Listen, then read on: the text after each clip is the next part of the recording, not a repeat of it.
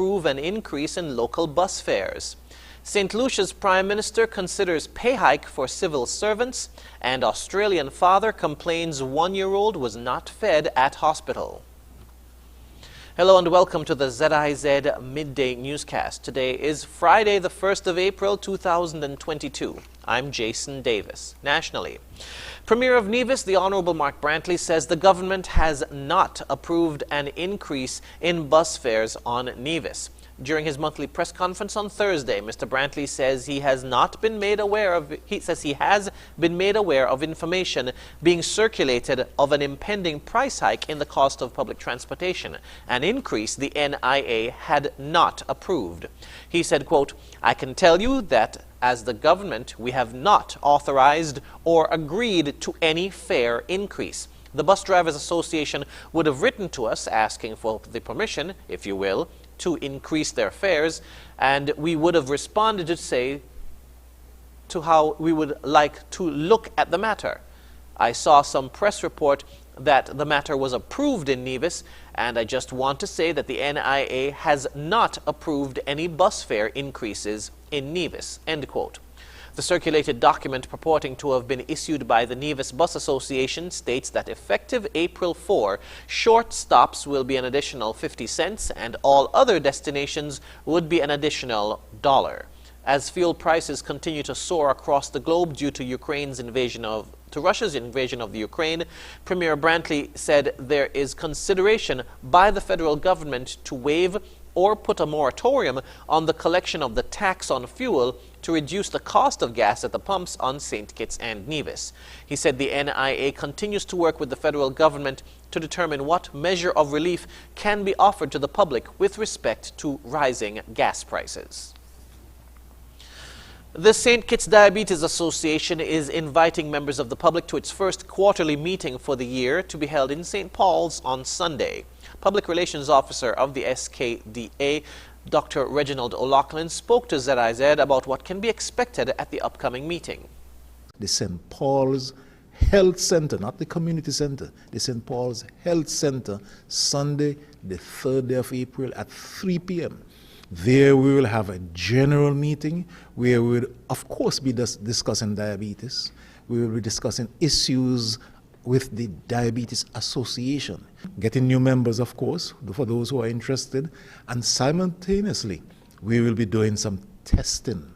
So we will be choosing persons from the audience who are willing to come and get their blood sugars tested and simultaneously their blood pressures. We recognize that there's a close link between persons living with diabetes and the existence of hypertension, high blood pressure amongst those people. He also urges persons to become members to take advantage of benefits, including information sharing. The association has been ramping up community efforts to make persons aware of their status with screenings at schools.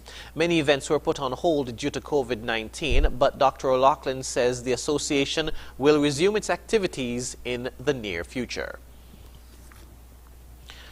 A short animation entitled Meet the Wilbots, depicting how sugar-sweetened beverages and an unhealthy diet impact a typical Caribbean family, has been shortlisted for the World Health Organization Health for All Film Festival. The WHO Health for All Film Festival is held annually to demonstrate how creative media is being mobilized for health promotion and education. Meet the Wilbots was submitted by Lake Health and Wellbeing, a public health NGO in St. Kitts and Nevis.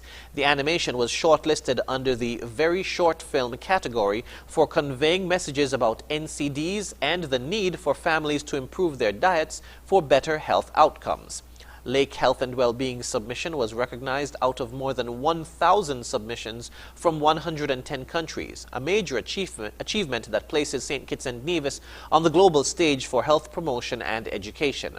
Meet the Wilbots was produced as part of Lake's Health and Wellbeing's You're Sweet Enough campaign, which aims to tackle the high rate of non-communicable diseases locally and regionally by encouraging the public to adopt a healthy lifestyle. Specifically, the campaign focuses on encouraging the public to reduce their consumption of sugar-sweetened beverages and to drink water instead. The winners will be announced in May.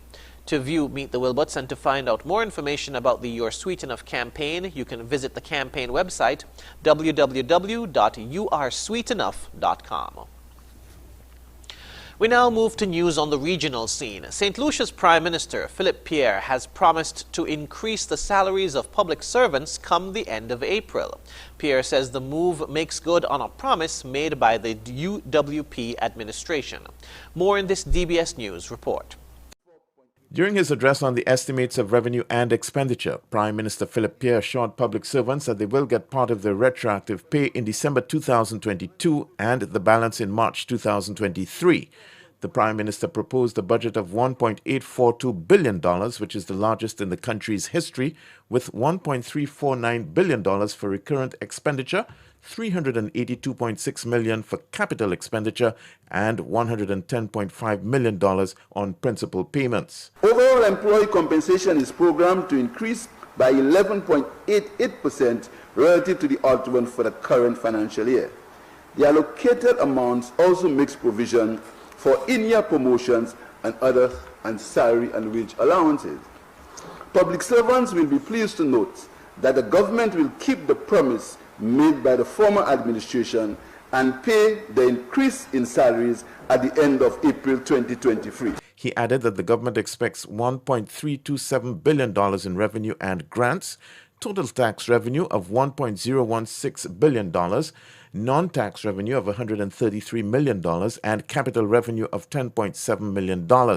But he admitted that as long as the Russia-Ukraine conflict persists and the COVID-19 pandemic continues, there will be risks. He also spoke about the public assistance program. As a caring government, we have also allocated resources totaling $20.46 million for the public assistance program,